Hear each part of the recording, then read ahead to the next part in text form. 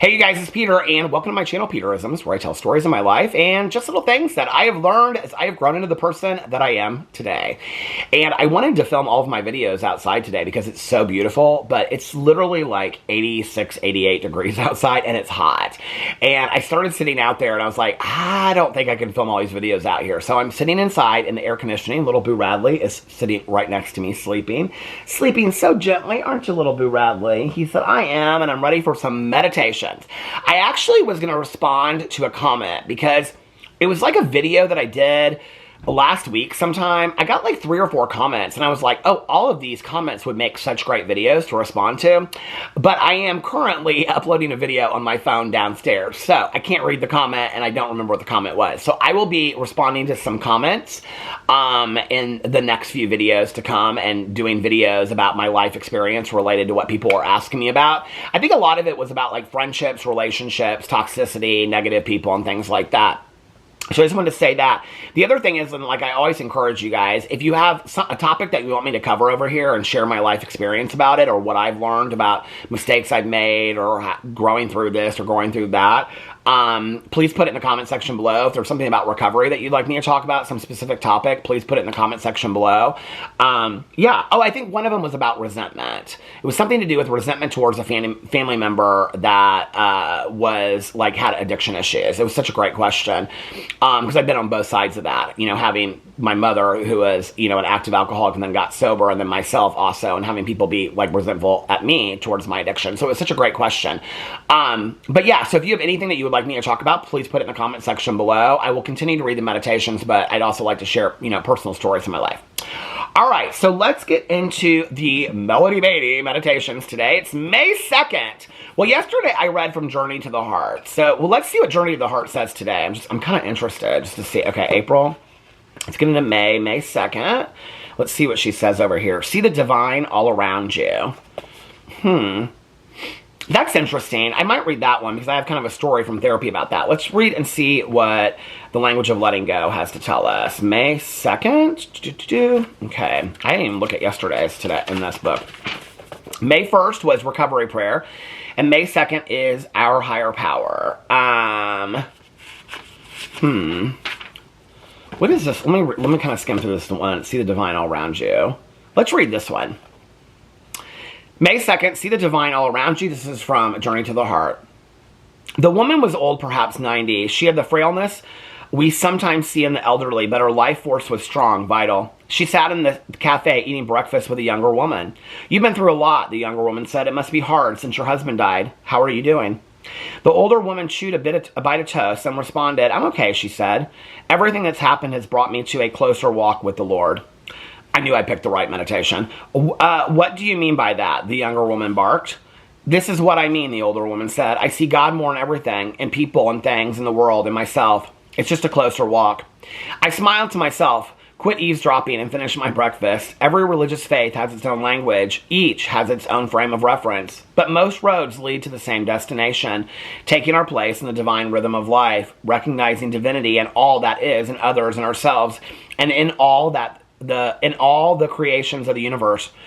Open to your connection to the world around you. Know that we really are all one. The connection is God. The connection is the divine as each of us understands it. The connection is love. So, you know, I try to keep my meditations not religious, and, well, I'm not a religious person anyway, and when I say that, sometimes people get offended. They're like, why do you need to say that you're not a religious person? I say that for anybody else out there that is not where I'm at today in my life, but is where maybe Peter was 20 years ago, that if somebody had come to me and started talking about spiritual issues, I would have misconstrued that as religiosity, and I would have closed the door and never heard what they had to say after that. That's why I do that, right? Today I'm in a different place and I can decipher those words, but I do think it's important to know, and there's a lot of people that I know that were very hurt by religion. They're very hurt by people in religion and things like that. You know, not everybody's experience with religion is positive. I didn't necessarily have a negative experience with religion. Growing up and going to church, I had a pretty good experience going to church. You know, nothing bad ever happened, and it wasn't a condemning, judgmental church or anything like that. I think coming out when I did in 1990, it was very much this time when I came out on the heels of the AIDS crisis, and, that there was a lot of religiosity that was saying that gay men deserved what they were getting, and it came always from a religious point of view, and I think that was ingrained in me, and so there was kind of this obstacle that was put in my life from me being able to hear a lot of spiritual things, and spirit for me, spiritual issues to me are of the soul, of, like, the mind, and, like, of the universe. It's not necessarily, like, just always a God thing, but for me, it is. I do have a higher power, and I do refer to my higher power as God. I don't know if it's a he, a she, or it. I usually just say he, because that's just where I go. But, and I heard this, I was just sharing this with my therapist today, because I had therapy today, and this is why I wanted to talk about this topic. So I had therapy today, and in there I was explaining the story that I heard this, like, lead years ago. I mean, literally years ago.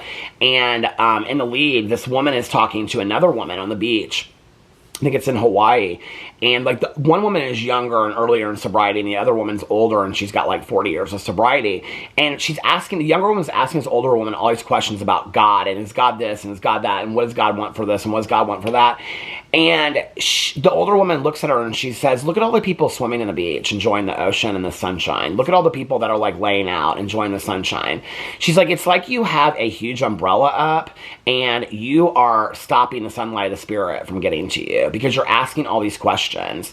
And she said, you're never going to understand God. Like, you'll never understand God. Because for you to understand God would have to be you being on the equal playing field of God. And you're not God.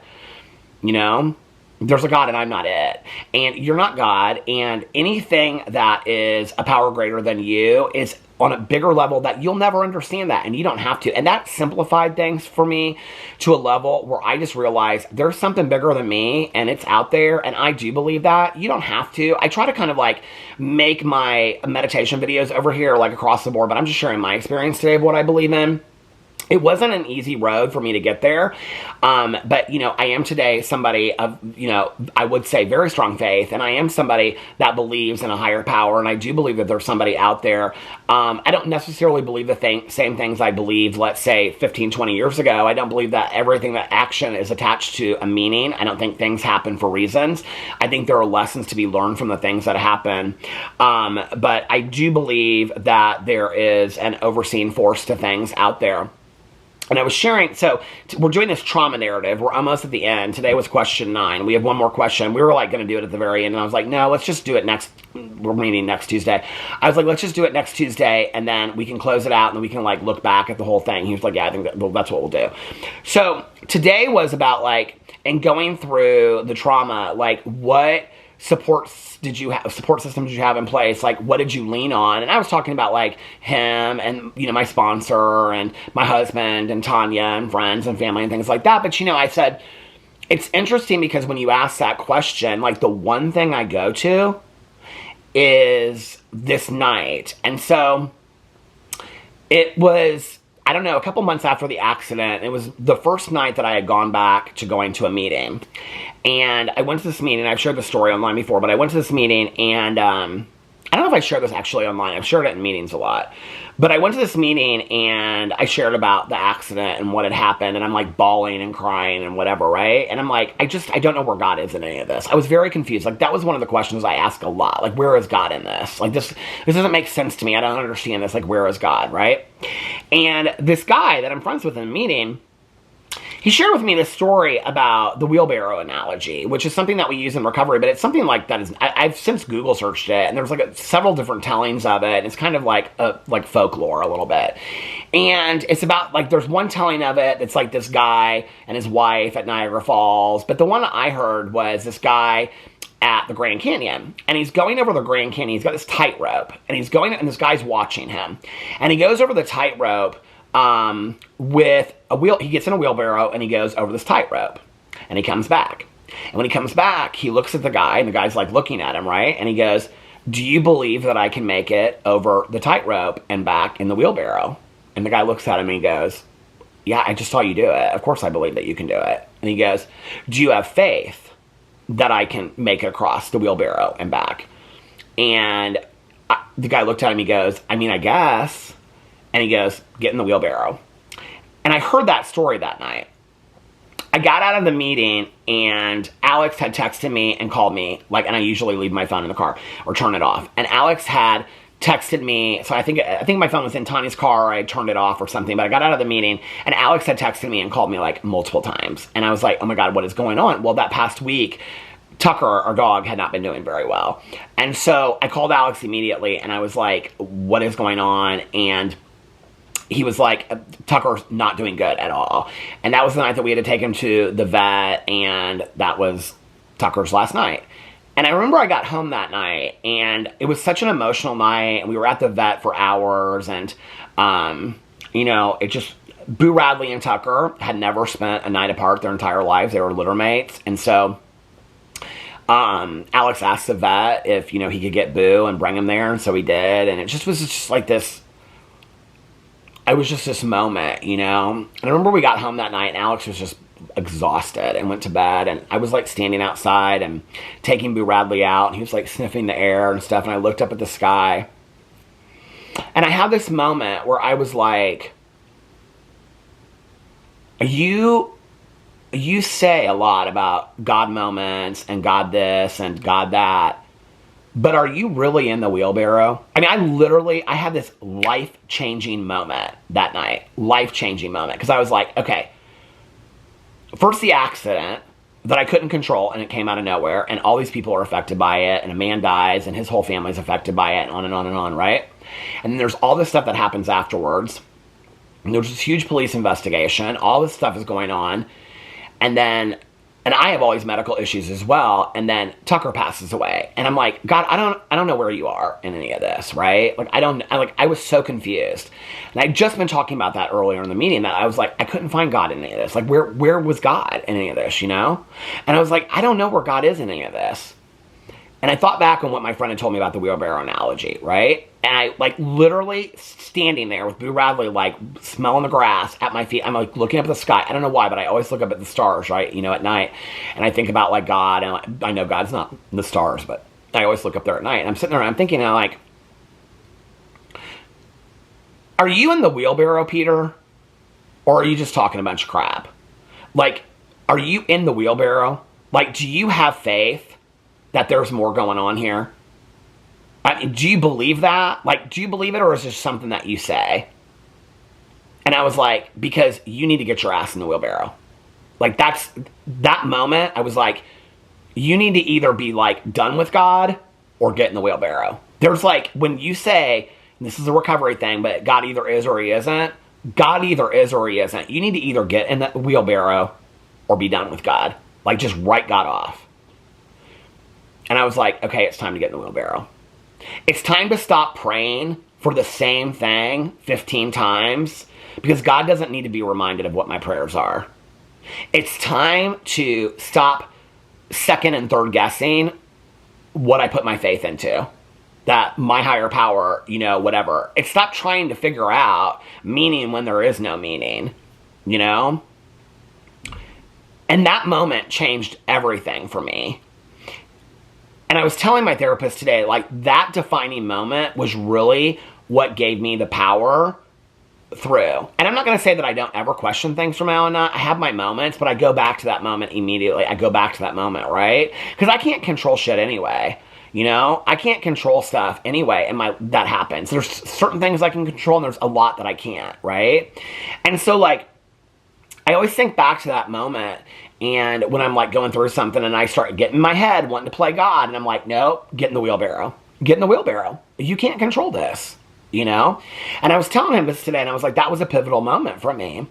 And I said, that was the moment that I started seeing God in a lot of things, I started seeing God a lot. One of the things so every day in my prayers and my meditations at night, my gratitude list, the first thing is my relationship with my higher power. The second thing is my life, my health, and my sobriety, and having another day here. I don't take that lightly at all anymore. you know? And I see the divine, like it says. I don't know that I refer to it to the divine, but I see spirit in everything.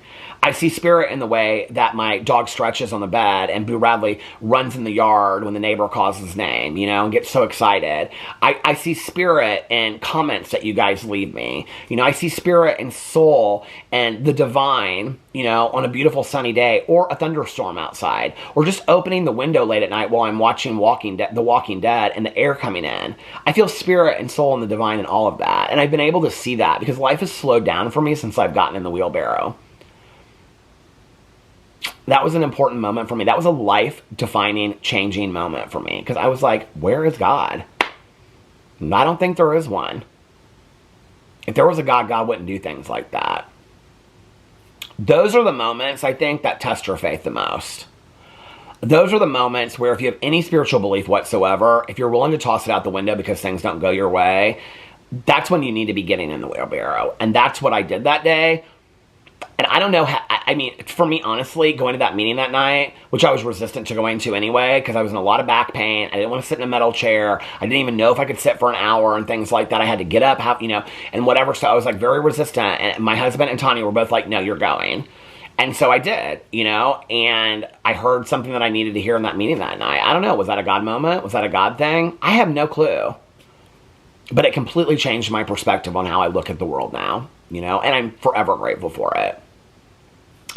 And I also always love to believe in the magic of life as well, you know. I think there's magic everywhere. Call that spirit, call that God, call that mysticism. I just love to believe in the magic of life, you know, and get excited about it.